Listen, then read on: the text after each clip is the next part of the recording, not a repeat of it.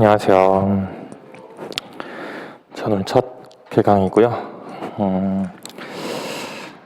간단하게 소개드리면 저는 이제 대한감정평가법인 본사에서 28기 합격을 했었고 이제 어느덧 6년차 평가사로 활동을 하고 있습니다.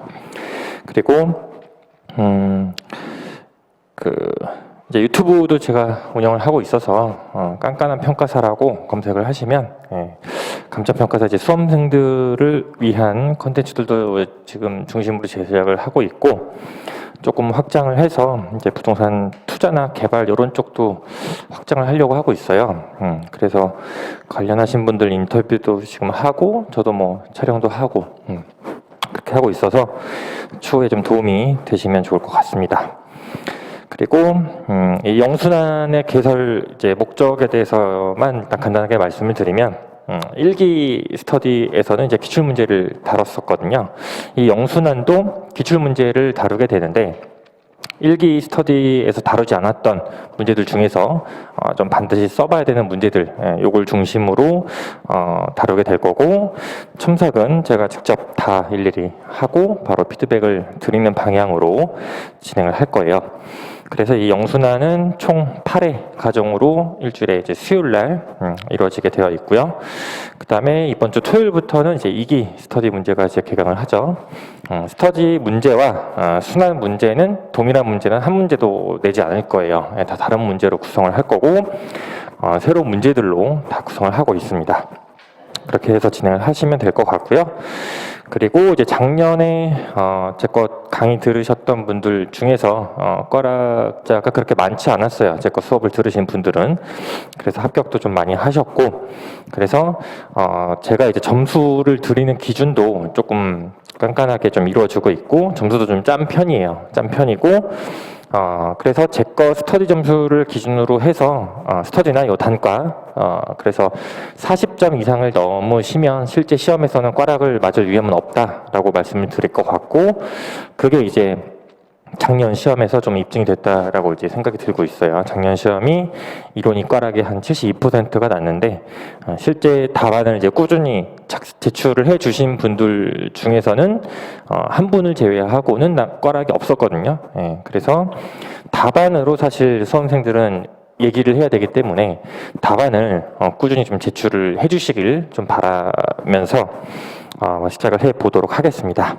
자, 그래서 일단은 온라인 첨삭 답안은 제가 좀 봤고 지금 답안 내신 거는 이제 목차를 좀 중심으로 봤는데 일단은 제 수업을 처음 들으시는 분들도 좀 있는 것 같아요.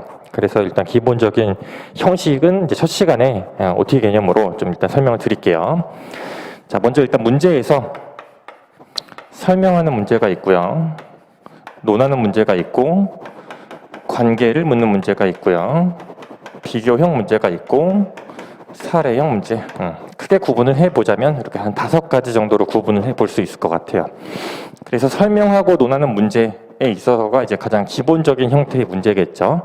설명하는 문제는 다른 사람한테 이해를 시키기 위한 문제예요. 그래서 조심해야 될 거는 자기의 의견이나 주관이 들어가면 안 되겠죠. 근데 설명하라고 하는 문제에서 이렇게 타당하다라고 생각이 든다 이런 식의 문구는 들어가면 안 되겠죠. 논하는 문제에서는 자기의 의견이나 주장을 당연히 어필을 해야겠죠. 그런데 이론 시험에서는 의견이나 주장을 어필하는 것 자체는 아무렇게나 해도 돼요. 그러면 뭐가 중요하냐? 근거가 중요해요. 근거가. 그래서 여기서 근거를 어떤 것들을 가지고 서술을 했는지 그게 가장 중요한 핵심이라고 보시면 돼요. 그 다음에 기출 문제에서 가장 많이 나오는 형태가 관계와 비교 문제예요.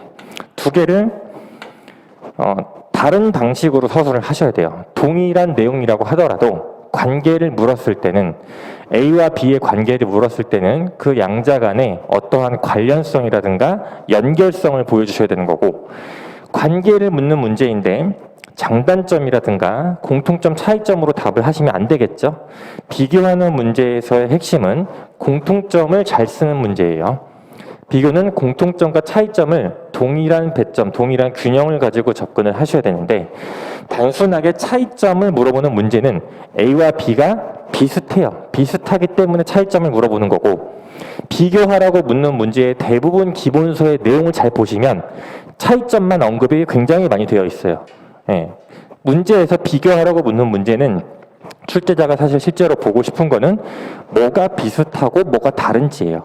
그래서 뭐가 비슷한지를 뽑아내는 게 쉽지 않거든요. 그래서 비교형 문제로 출제가 되고 있고, 사례형 문제 같은 경우는 사안을 반드시 포섭을 해야 돼요. 반드시. 이건 채점평에 계속 나오는 얘기예요. 제가 말씀드리는 거의 모든 기준은 다 채점평을 기준으로 말씀을 드려요. 그래서 제가 기출문제집 보시면 채점평을 다 실어놨기 때문에 그거를 항상 출제의 방향과 여러분들이 서술하실 방향의 기준은 채점평을 기준으로 항상 삼으셔야 돼요.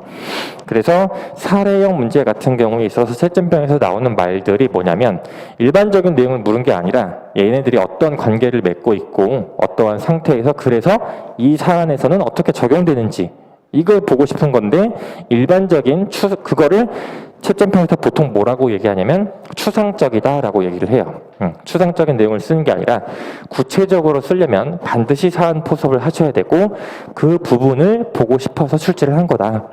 그래서 인식을 이렇게 일단 기본적으로 가져가시면 될 것 같아요. 자, 그 다음에 스터디 강평은 이제 50분밖에 안 돼서 시간 제한이 조금 있다 보니까 모든 것들을 좀 전달해 드리기에 한계가 좀 있어요. 그래서 요 순환 강의에서는 좀 제가 전달해 드리고 싶은 얘기를 전부 다 최대한 하려고 하고, 특히나 지금 이제 100점에 100분을 처음 쓰시는 분들도 있을 텐데 100점에 100분 들어오는 거에 대한 압박은 너무 느끼지 않으셨으면 좋겠어요. 그래서 작년 기준에서도 4기 막판 한 2, 3주까지도 4년차 분이 100점을 100분에 작성을 못했어요. 근데 그분은 합격을 했어요. 예.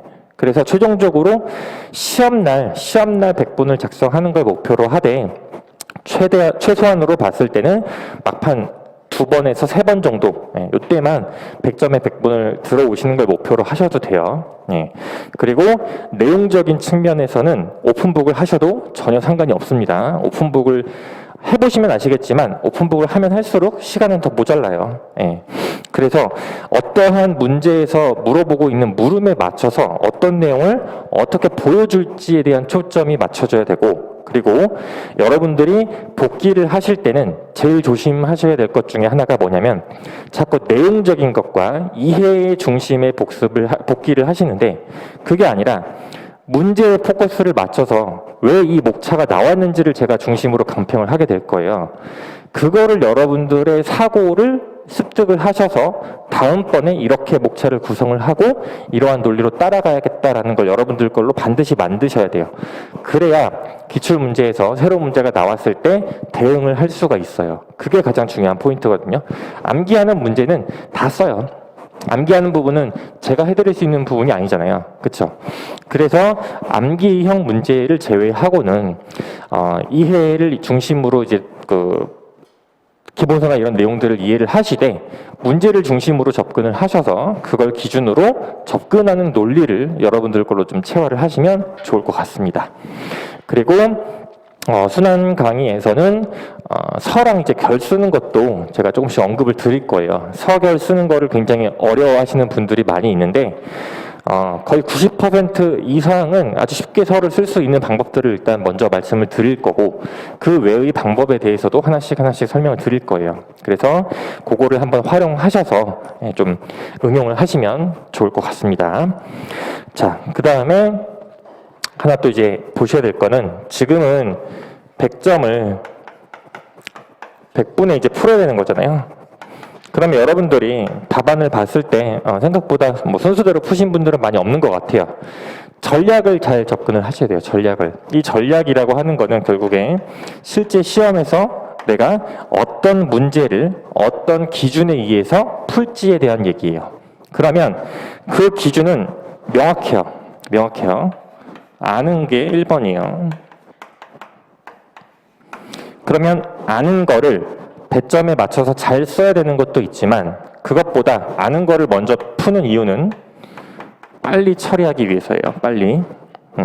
여기서 시간을 확보를 하지 못하면 모르는 것에 대한 문제 고민과 답안에 있어서 버퍼링이 걸리기 때문에 시간이 모자라요.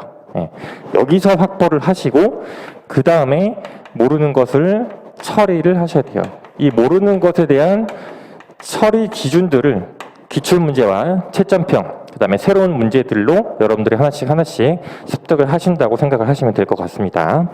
그래서 이 전략을 앞으로 단과나 이제 스터디에서 많이 활용을 하시고, 그리고 나서 답안을 복기를 하실 때 내가 이렇게 문제를 풀었는데 100점을 못 썼어요. 그럼 그 다음번에 계속해서 못 쓰는 거에 대해서 그칠 게 아니라 다음에는 이런 문제를 먼저 써야겠다.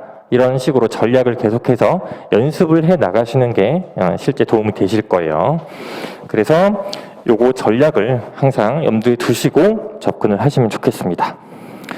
자, 그러면 오늘 문제부터 가서 보시면 전체 문제가 이제 문제 구성은 제가 항상 4, 3, 2, 1로 다 맞춰서 드릴 거예요. 40, 30, 20, 10으로 계속 일정하게 맞춰서 드릴 거니까 그 연습을 항상 하시면 좋을 것 같고요. 일단은 제가 이론 시험에서 보통 썼던 전략에 대해서 먼저 말씀을 드릴게요. 문제가 보통 5분 전에 배부가 되죠. 그러면 이때 파손된 거를 이제 확인하라고 하잖아요. 그걸 확인하고 있으면 안 되고, 문제 전체의 문제를 그냥 후루룩 읽고, 이런 문제는 또 글씨가 작은 편이잖아요. 그쵸? 그래서 긴 거는 좀 제낀다고 하더라도, 문제를 후루룩 보고 내가 빨리 처리할 수 있는 것과 좀 처리하기 힘들겠다. 이 기준을 먼저 삼으셔야 돼요.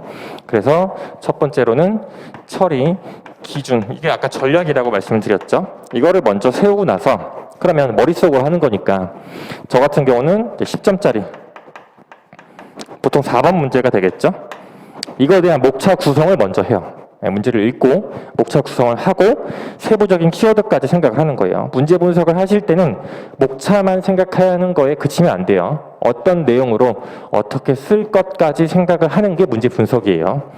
그래서 그것까지 한 다음에 종이 치자마자 10점짜리를 5분 안에 끝내요. 그러면 시간이 이제 95분이 남겠죠? 그걸 이제 90점을 기준으로 해서 접근을 하실 수 있어야 돼요. 그래야 시간 확보가 충분히 되거든요. 그래서 그 연습도 항상 기억해 두시면 좋겠습니다. 자, 그래서 오늘 문제 1번을 볼게요. 원래 문제는 1회 1번 문제에서 50점짜리였어요. 50점. 원래 문제는.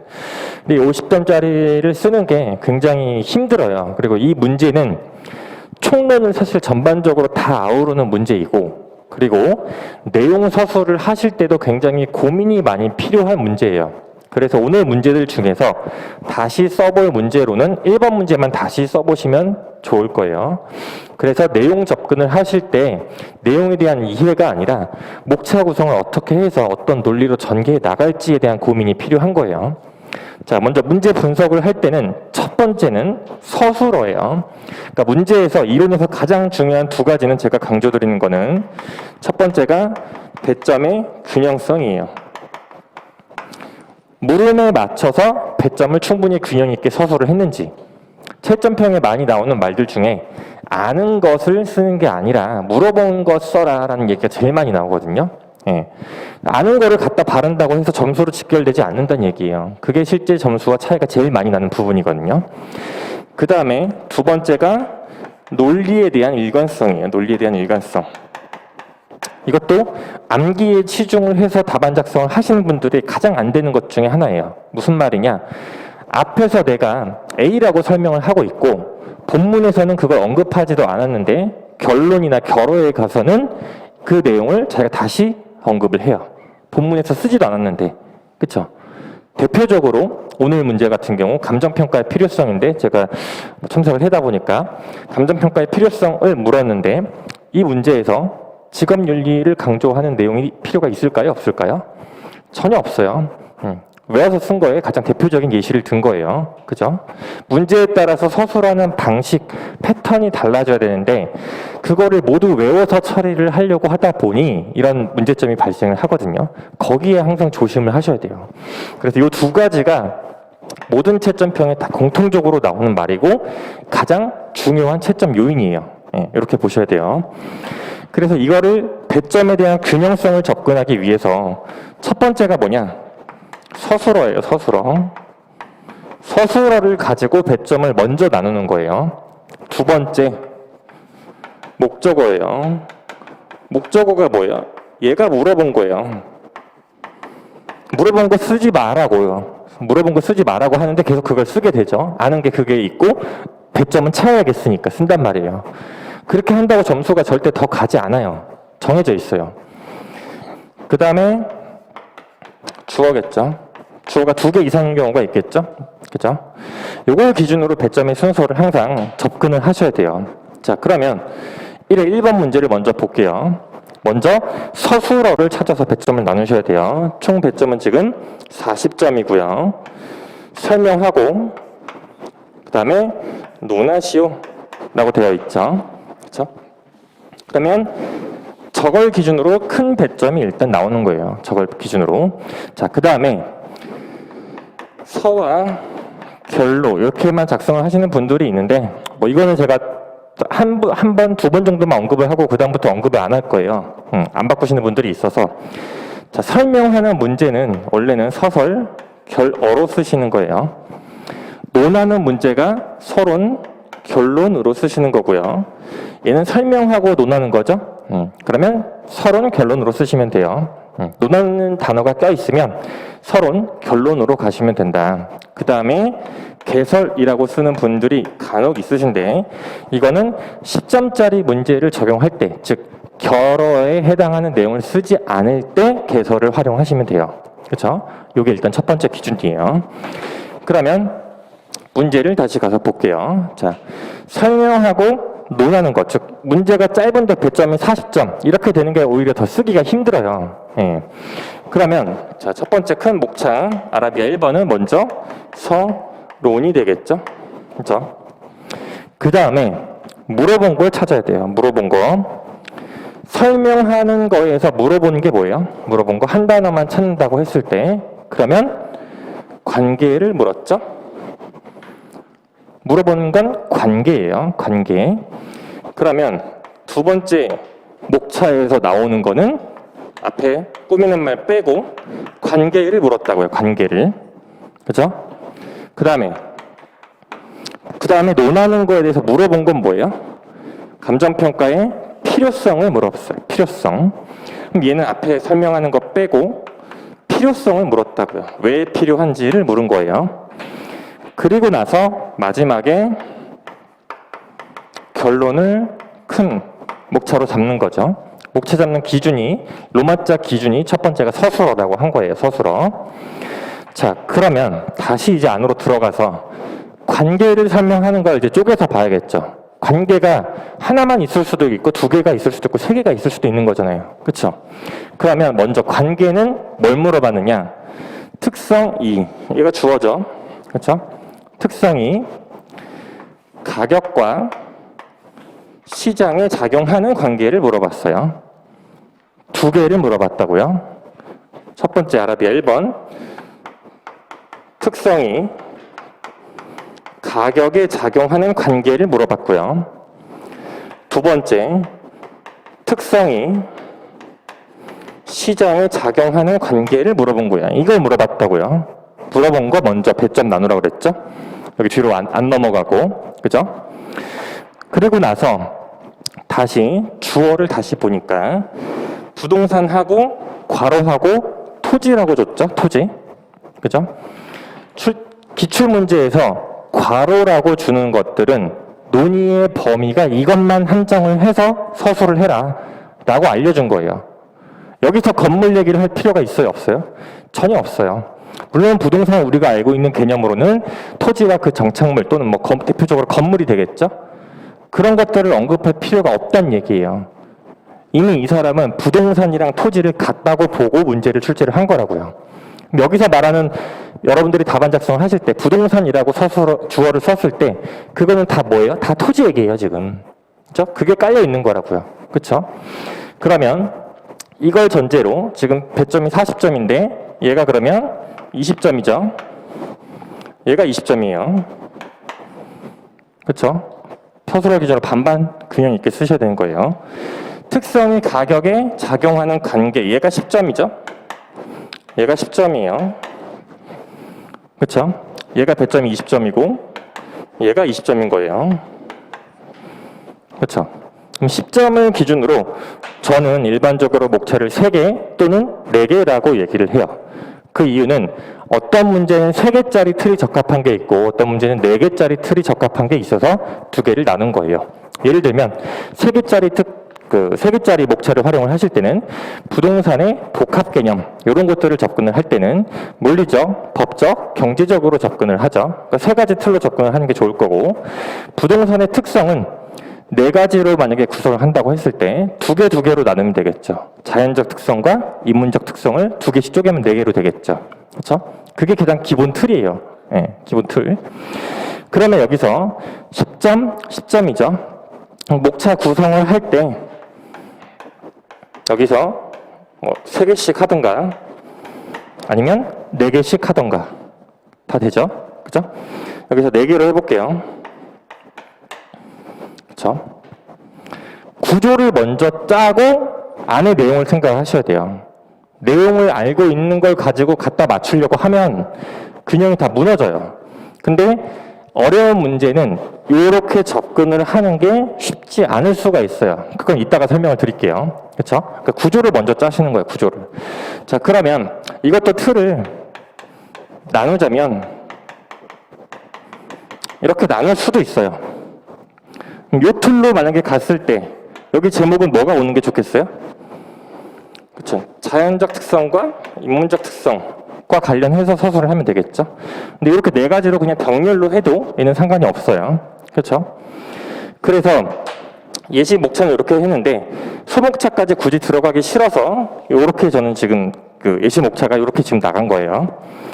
그 다음에 이제 어려운 부분 중에 하나가 여기 목차 구성을 전부 다 배점을 채우기가 힘든 경우가 있어요. 네. 그래서 그때 활용을 하는 게 물어본 게 부동산 특성, 토지 특성이죠. 얘를 설명을 해줄 수가 있겠죠. 단 주된 물음이 아니에요.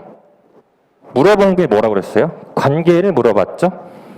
특성에 목차를 3개, 4개 이상 뽑을 필요가 전혀 없어요. 써준다고 해도 목차 2개예요, 얘는. 왜? 물어보지 않은 거니까. 근데 여기서 목차를 4개를 쓰고 여기서 목차를 2개 이렇게 써볼게요. 여기 4개죠? 여기 4개죠? 안 물어본 거 쓴 거라고요. 이거 배점 많이 줘봐야 10점이에요. 많이 줘야. 일반적으로 봤을 때는 물어본 거가 관계이기 때문에 여기에 당연히 배점이 다가 있다고요.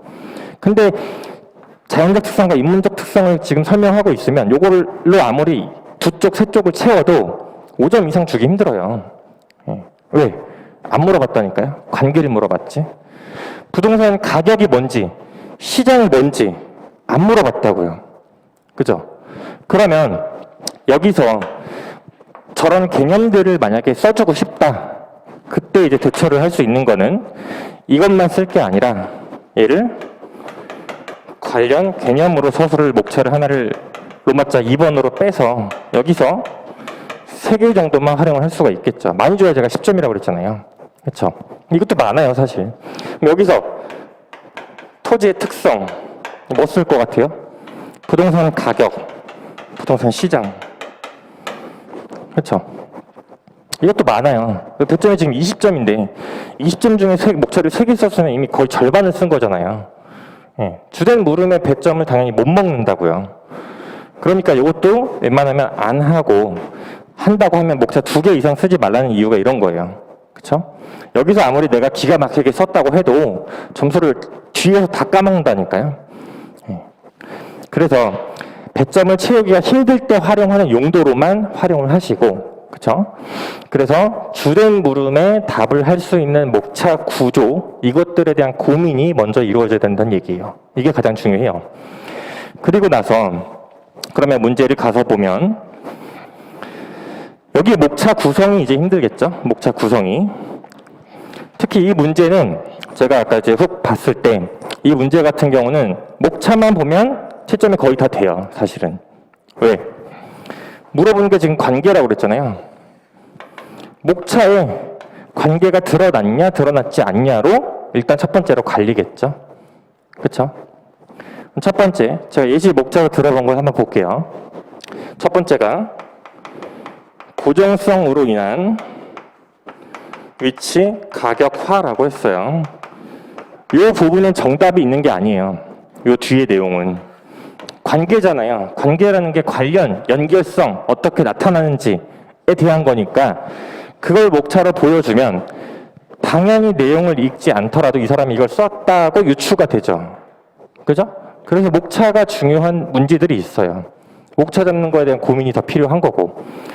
그러면 여기서 내용을 뭘 썼겠어요? 고정성이란 이런 것을 말한다. 그래서 중간에 무슨 단계가 있겠죠? 그걸로 인해서 관계가 위치 가격화로 나타난다가 되겠죠.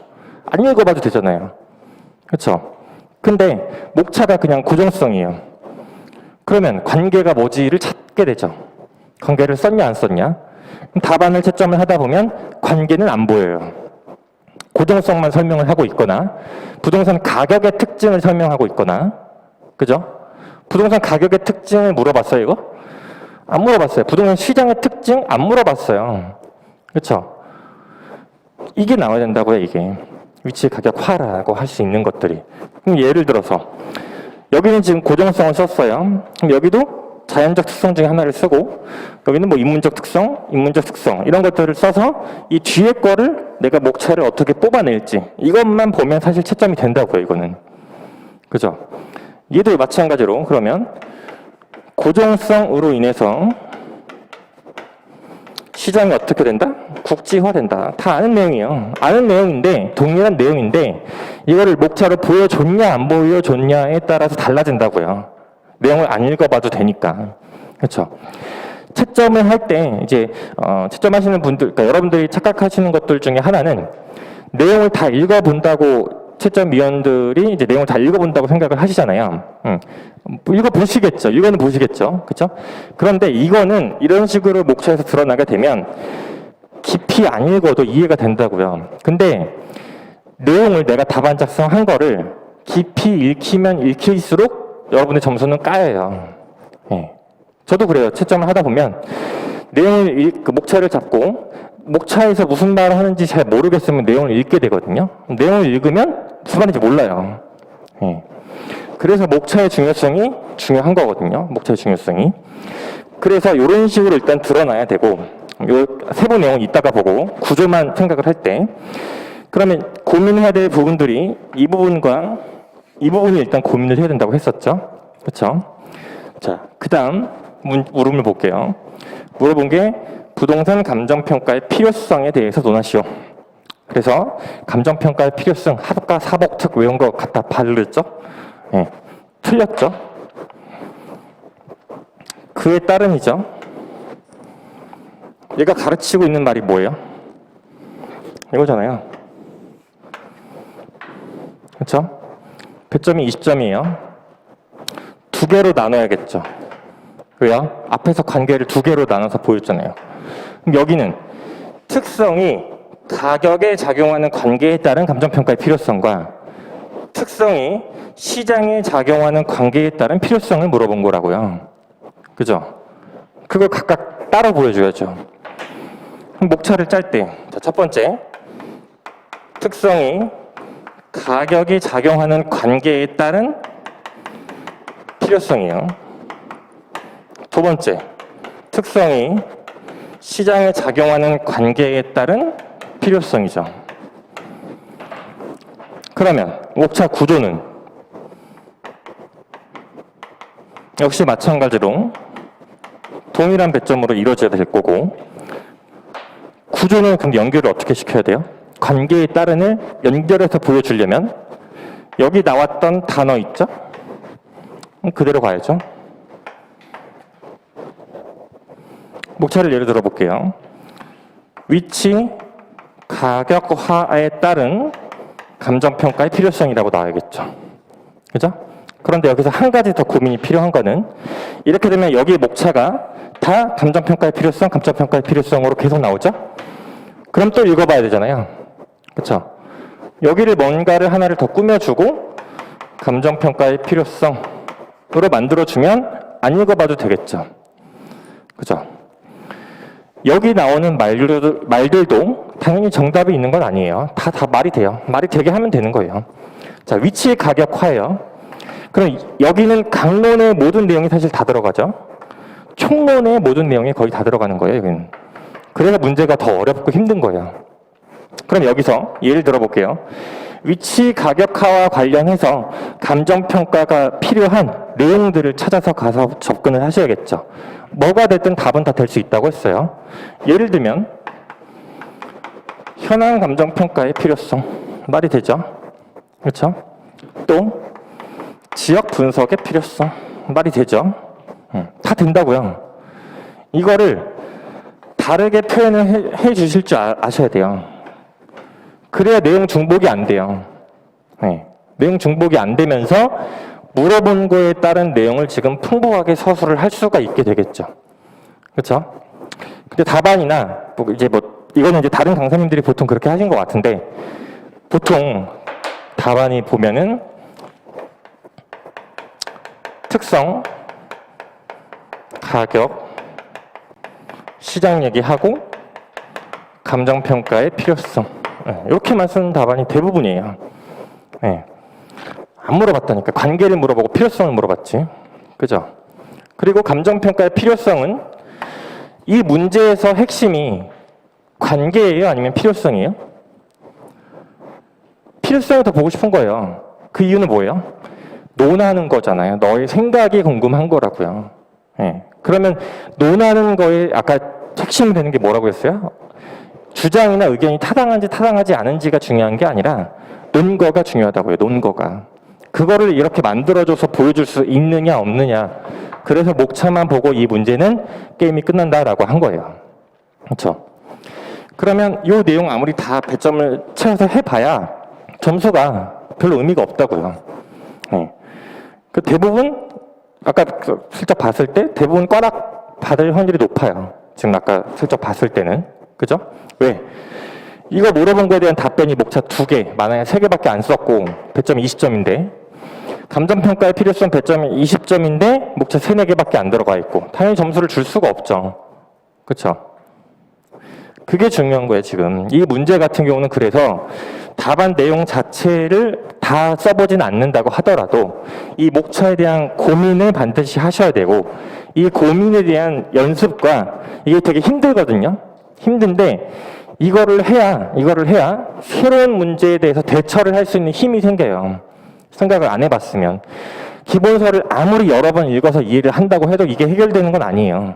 이건 전혀 다른 공부예요. 전혀 다른 공부. 그죠? 그 내용들을 연결시키기 위해서 기본적인 개념과 체계, 이게 중요한 거예요. 예. 그래서 그 연습을 하셔야 되고, 여기에 맞는 내용 서술하는 거는 좀 빈약해도 목차만 제대로 잘 들어가도 꽈락 이상의 점수는 무조건 나요. 예. 그걸 항상 기억을 하시고 그걸 염두에 두셔야 돼요. 예.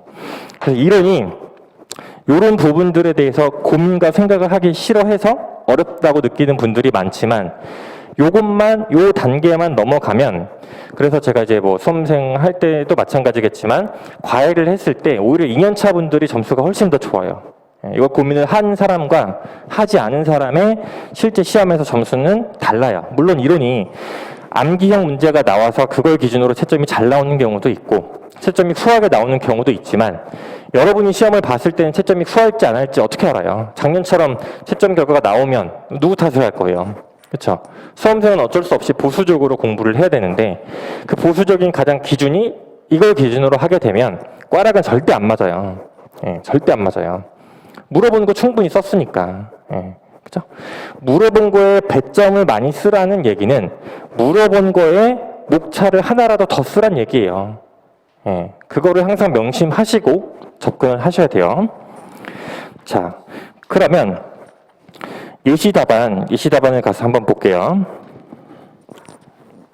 여기서 하나만 더. 자, 서론 같은 경우 요거는 잠깐 설명을 드릴게요.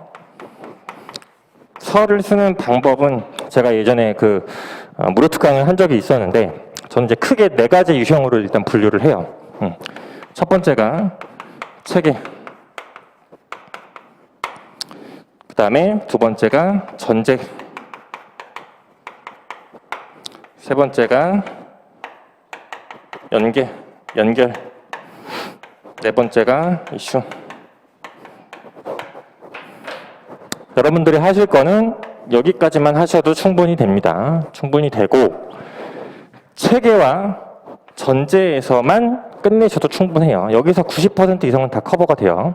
그죠? 체계는 쉽게 말하면 상위 개념을 이용하는 거예요. 문제에서 물어본 거, 그 다음에 소물음 안에서 들어가는 것들 중에서 상위 개념이나 또는 공통 개념, 이거를 그냥 서에다 보여주는 거죠. 예를 들면, 그래서 아까 관련 개념이라고 목차를 잡았던 거 있죠? 그죠? 그걸 그냥 서에다 쓰면 돼요. 토지란 뭔지, 부동산이 뭔지, 부동산 가격이 뭔지, 부동산 시장이 뭔지, 그렇죠? 그리고 감정평가가 뭔지. 이것만 써도 서는 얘는 쭉 끝나요. 이게 가장 기본적으로 편하게 쓰게 되겠죠? 굳이 얘를 특히 서를 잘 못 쓰시는 분들의 특징이 뭐냐면 문제에서 나왔던 말을 그대로 다시 써요. 예. 아무 의미가 없죠, 그거는. 그죠? 예. 요걸 활용을 하시면 되고, 자, 두 번째, 전제가 있어요. 이거는 문제에서 논의의 범위를 줘요. 전제라든가 조건이라든가 사실관계들을 줘요. 그것들에 대한 부연 설명을 하시면 돼요. 예, 부연 설명. 그래서 논의의 전제, 그다음에 조건, 사실관계 이런 것들 있죠. 이런 것들을 얘네들이 뭘 의미하는지 요거를 살펴보는 거예요. 요거를. 연계형은 뭐냐? 최근에는 트렌드가 이제 소물음들이 많이 나오죠. 소물음들의 연결 고리를 보여주는 형태가 있어요. 이 문제 같은 경우는 소물음으로 이루어져 있지 않지만 연계형으로 충분히 서술을 할 수가 있어요. 예를 들어 볼게요. 자, 첫 번째 체계형인데, 체계형은 이거는 뭐 지금 이미 다 상위 개념이죠. 그래서 방금 얘기한 대로 부동산, 그중에서 토지가 뭔지, 부동산 가격이 뭔지, 부동산 시장이 뭔지, 감정평가가 뭔지, 그래서 왜 필요한지를 서술하는 방식이 있고요. 그 다음에 논의의 전제도 얘는 쓸 건 없죠. 전제가 얘는 주어진 게 없으니까. 그쵸? 그럼 세 번째 연계형이죠. 그럼 여기서 중요한 거는 뭐겠어요? 부동산 특성으로 인해서 가격과 시장에 어떤 관계가 맺어지고 그것 때문에 감정평가가 필요하다는 건데 걔를 단어들만 살짝 바꿔서 서술을 해주시면 돼요. 그 중에서 가장 중요하게 나와야 되는 말 중에 하나가 뭐냐면 부동산 현상과 활동 얘기죠. 얘는. 그죠? 토지의 특성으로 인해서 부동산 가격과 시장에 작용하는 관계를 다르게 얘기하면 부동산의 현상과 활동이에요. 그죠? 그거를 기준으로 해서 이러한 현상과 활동이 부족하다. 그죠? 잘 이루어지지 않는다. 그래서 감정평가가 필요하다는 논리예요. 그래서 기본 강의 때 제가 말씀드린 것 중에 하나가 부동산 이제 가격, 시장 순서로 나와 있지만 실제로는 이 연결 고리들만 놓고 봤을 때 토지의 자연적 특성이 일단 가장 중요한 거예요. 이 토지의 자연적 특성으로 인해서 부동산 시장이 핵심적인 특징은 불안전성이에요. 시장이 불안전성을 지닌다. 그래서 부동산 가격을 모르겠다. 그래서 감정평가가 필요하다. 그러니까 가장 기본 논리라고요, 이게. 자, 그러면 여기서 하나 더.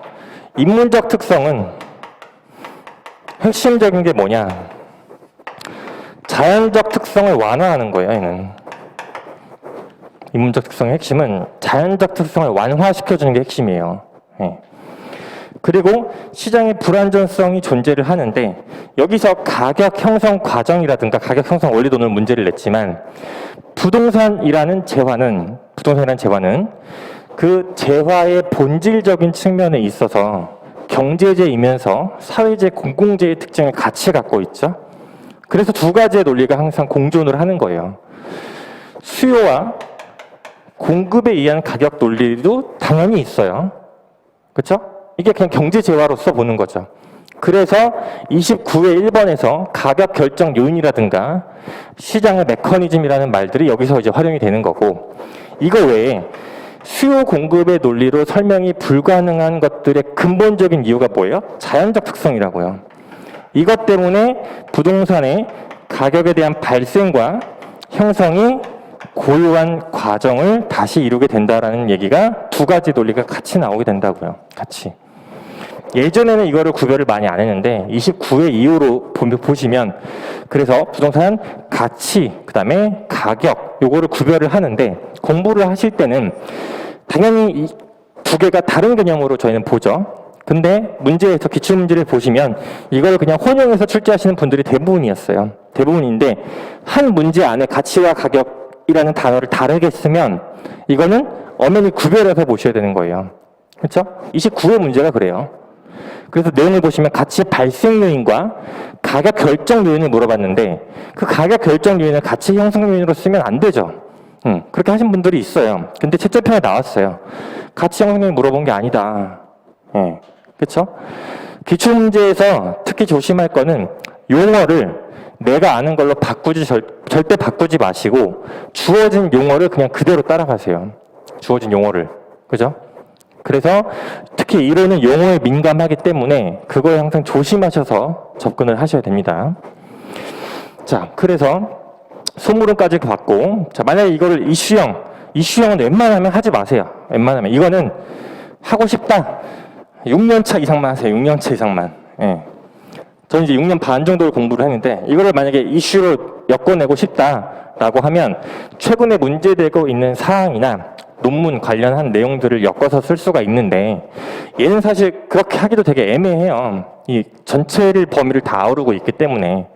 굳이 쓴다고 하면은, 예를 들어서, 최근에는 지금 뭐 기준금리 인상 얘기가 있죠. 기준금리 인상으로 인해서 현재 부동산 시장과 가격이 큰 변화를 겪고 있다. 네. 이러한 변화를 겪고 있는 이유 중에 근본적인 이유는 토지의 특성이다. 이와 관련해서 그렇다면 부동산 시장과 가격이 적절성에 문제가 논의되고 있는 상황에서 감정평가는 왜 필요한지에 대해서 이하에서 구체적으로 살펴본다. 라고 쓰면 되겠죠. 웬만하면 하지 말라고요. 예. 굳이 말도 안 되는 이슈, 뭐 IMF 언제적 얘기인데 그거를 쓰고 있어요. 예. 그런 거 하지 말라고요. 그죠? 쓴다고 하면 최근 2년 안에 있는 얘기를 쓰세요. 예. 그죠? 그리고 이거는 말을 연결해서 쓰려고 하다 보면 이상한 얘기를 자꾸 만들어내는데 그거 하지 말라고요. 여기 안에서 다 해결돼요. 거의 다. 예. 그 서를 너무 고민하지 마시고 기본적인 개념들만 그냥 설명을 해주면서 엮어주는 단어, 키워드는 한 단어 정도만 만들어서 써주시면 돼요. 그게 가장 편하게 서를 쓸 수 있는 거예요. 자, 그럼 여기서 결론은 그럼 뭐겠어요? 결론은 어떤 걸로 결론을 내야 돼요? 감정평가는 중요하다. 자, 필요성을 물었는데 말을 바꾼 거죠. 감정평가는 특히 부동산 토지에 대한 특성이 이런 작용관계, 자, 작용관계를 본문에서 쭉 설명했죠. 그죠? 이거를 한 단어로 하면 뭐예요? 한 단어로 하면 복잡하다잖아요. 복잡하다. 그죠? 복잡하다. 관계가 얽혀 있다. 그러니까 감정평가가 필요하다. 감정평가가 중요하다라고 얘기를 하면 되는 거예요, 이거는. 그렇죠? 앞에 그러니까 결 같은 경우는 뭐 요약해서 하는 형태가 가장 기본적인 형태지만 그거는 본문에 나와 지금 이거는 목차가 개수가 굉장히 많잖아요. 이거를 다 줄여서 하려고 하기보다는 핵심적인 내용들로만 구성을 하는 게 그냥 깔끔하게 마무리를 할 수 있을 거예요. 그렇죠? 예시 답안 해볼게요. 자, 1쪽. 자, 서론. 뭐부터 썼냐? 자, 부동산이란 먼저 썼죠. 토지 및 그 정착물을 말한다. 그 의미를 썼으면 부연 설명을 하나씩 해주면 돼요. 이때 토지가 뭔지. 토지는 의의를 쓴 게 아니라 자연적, 인문적 관점에 따라서 다양한 특성을 지닌다. 특성, 특징을 앞에 꾸며주는 말로 지금 다양한이라는 말로 만들어준 거죠. 이런 특성으로 인해서 가격과 시장에 많은 영향을 미치게 된다. 관계를 다르게 표현을 한 거죠. 그 결과 다양한 부동산 현상과 활동이 나타난다. 그래서 감정평가란 이런 걸 말하는데 이 현상과 활동을 제대로 파악하기 위해서 감정평가가 필요하다. 라는 얘기로 그냥 간 거죠. 그죠? 그리고 나서 목차 구성은 방금 얘기한 대로 구성이 되어 있고 내용을 한번 볼게요. 고정성으로 인한 위치의 가격화, 내용을 어떻게 만들어 썼는지, 자, 문장은 무조건 짧게 쓰세요. 기본서나 책 내용들은 길게 나와 있는 경우가 많은데 여러분들이 그렇게 쓰다 보면, 만들어 쓰다 보면 비문이 나올 확률이 굉장히 높아져요. 문장을 무조건 짧게 쓰세요. 짧게. 의의를 제외하고 문장은 짧게 끊어 쓰세요. 특히 기본서나 이런 거 내용을 암기해서 쓰는 답안의 형태를 보시면 감정평가란 이러이러한 것을 말하는데 라고 하면서 뒤에 문장을 또 붙인다고요. 그냥 말한다 하고 그 다음에 뭘 써요? 그러면 접속사를 쓰세요. 그러면 내용이 훨씬 깔끔하게 읽히고 내용 전개를 할 때도 훨씬 수월해요. 네. 접속사 관련해서 뭐 그리고 뭐 또는 한편 그러므로 그 결과 왜냐하면 그래서 이런 얘기들이 있죠. 그렇게 연결을 지으시면 논리적으로 답안을 쓴 것처럼 보인다고요. 그 내용이 맞고 안 맞고는 떠나서. 예. 그래서 이거를 활용하시면 작성을 하실 때 훨씬 수월하게 작성을 하실 수가 있을 거예요. 특히 답안 채점을 하다 보면 의의가 아닌데 목차 하나에 한 8줄이 들어가 있어요. 근데 끝나지가 않아. 계속 이어져 있어. 이러하여서 그래야 하는 바, 이러는 바. 뭔 말인지 모르겠어요, 그러면. 무슨 말을 하는지. 그러면 채점할 때 대충 봐요. 어쩔 수 없어요. 그래서 보시면 1쪽에 자, 첫 번째 고정성으로 인한 위치 가격화가 목차죠. 고정성이 뭔지, 고정성이란 이러한 것을 말한다. 자연적 특성에 의해 고정성의 의의를 여기다 그냥 넣었잖아요.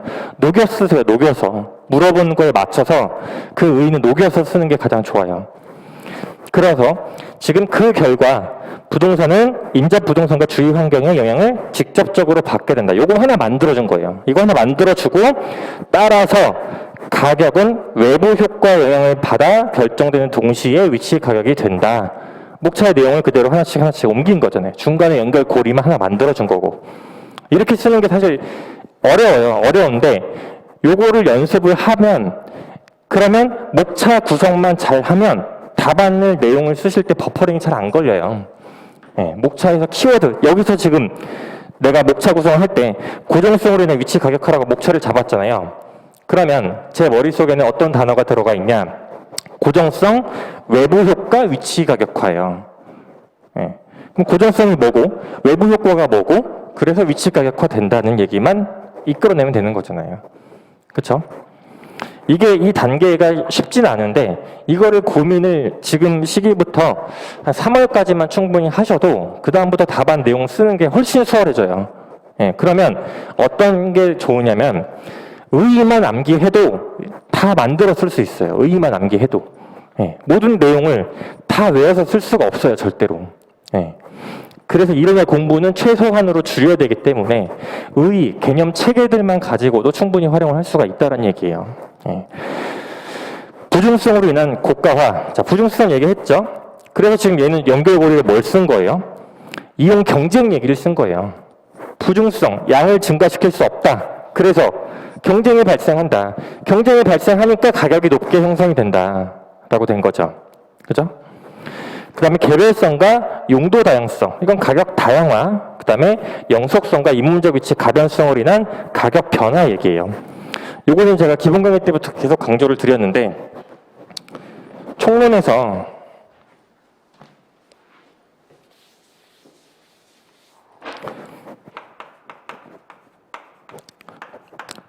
가장 중요한 단어 2개를 꼽자면 다양성과 변동성이에요.